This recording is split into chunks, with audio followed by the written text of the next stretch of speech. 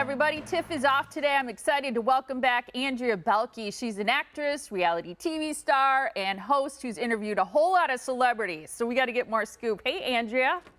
Hi, Molly. Thanks for having me. How's it going? It's going pretty well. I told our executive producer, I'm like, I liked her so much, I got to talk to her again. Well, thank you. Thanks for liking me. I like you too, Molly. Thank you so much, Andrea. Okay, so I got to know, we kind of touched on this last time because we're both Brad Pitt fans, but who is the person you have loved interviewing the most? Okay, so as you know, and as we both know, we love Brad Pitt. So besides him, I would say The Rock. Dwayne Johnson, he's the nicest guy ever. He actually remembered my name because I've interviewed him a few times, and it's The Rock. He doesn't have to remember my name. He talks to everybody on the carpet. He's the coolest guy. He's definitely one of my favorites. He's the best. See, I love hearing that. I love when people meet people that are that famous, who are that famous, I should say, and they get a vibe from them that they're an honestly nice person. I just think that is so cool. Yeah, and he's really hardworking. I mean, he's one of the most hardworking people in Hollywood. He gets up at like 4 a.m. to work out every day. I mean, he has those muscles, so he's doing that tonight. But yeah, he's great, and he's just a nice, genuine person. Now, I thought maybe you would have picked Elmo as your favorite because I know you recently interviewed him. Okay, Elmo is up there. I would say, The Rock, Elmo, kind of goes back and forth. I did recently talk to Elmo. I'm always bringing the hard-hitting news to people, so I had to get the news from him.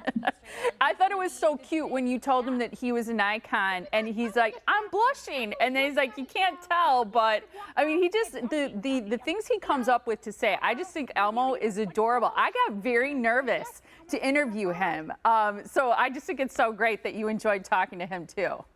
Yeah. Oh, you got to talk to Elmo as well? Yes, it was quite a while ago, but I did. And I noticed when you asked him what he's been up to lately, he was talking about in terms of hobbies. He said, well, seeing Big Bird. Then he said something about learning to play the piano. And then he's catching up on the latest shows.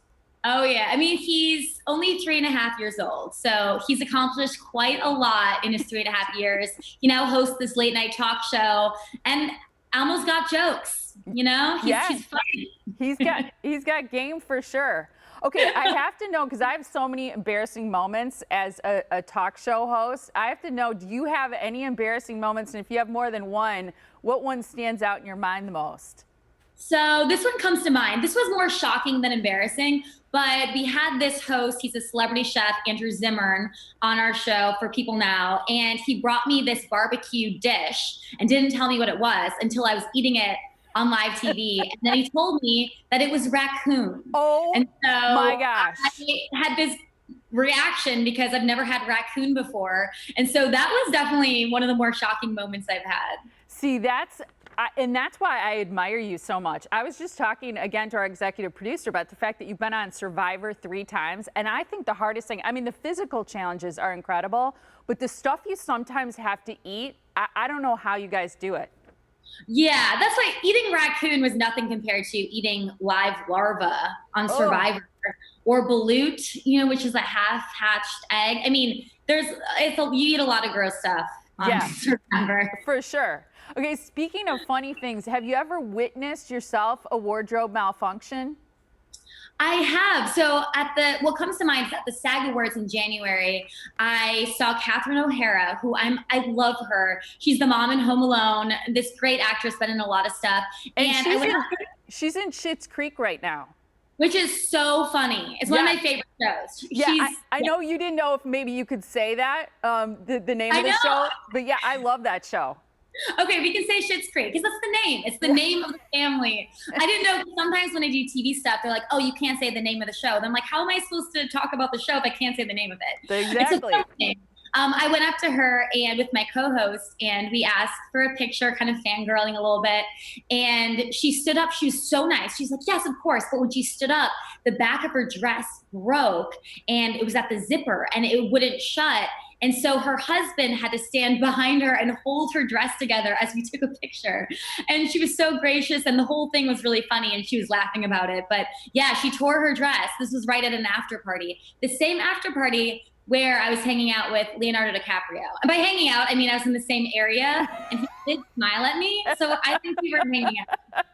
See, I like how you're like hanging out and then you clarify just to kind of keep it real. Good for We you. made eye contact, Molly. It was a moment, okay? He smiled at you. I believe that.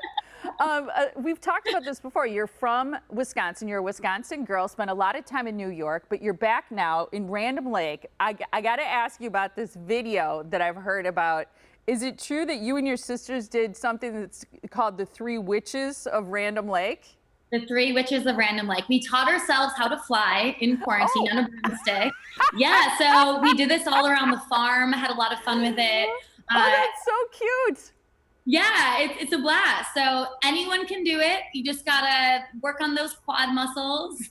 Yeah, you got to get a big leap. And we're looking at the video now. I know you can't see it, but we're seeing you guys go all around the farm, through the forest. One of you came out of an outhouse, which was hilarious. Yeah. And then we left her behind. Yeah, those are my two sisters, Sabrina and Charla.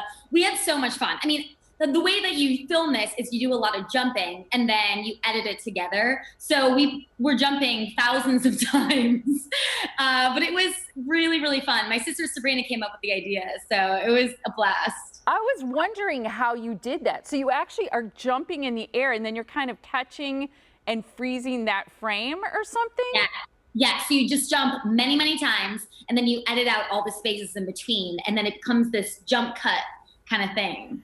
So I'm impressed. See, that's what happens when people have time on their hands and they're stuck at home, right? They do super creative things. Exactly. Good for you. Okay, I have to ask you about makeup because I've seen a lot of pictures of you, video of you, interviews. I think your makeup, like Tiffany's, is absolutely flawless. If you were going to share just one tip with us real quick, what would it be? Okay, I would say you've got to find the right shade for your skin. Because when I first started out and I was in New York going to parties and events, I did my own hair and makeup, and I would use foundation that was either way too light or way too dark, and I would look like it was either really, really tan or really ghostly. So you have to match your skin. And then once you have the foundation, like, you're good. And also don't go overboard with eyeshadow. When I first started doing makeup back in high school, I would do purple eyeshadow. And the first time I did makeup, someone asked me if I had a black and blue eye. So ever since then, I'm always making sure to not go overboard. You know, maybe a little bronzy, depending on your eye color, but you just gotta find what works for you. I like it. You have dewy looking skin. It's beautiful. It was wonderful chatting with you again. Please join me again sometime soon. Of course. Thanks for having me. Absolutely. Great talking to you, hon.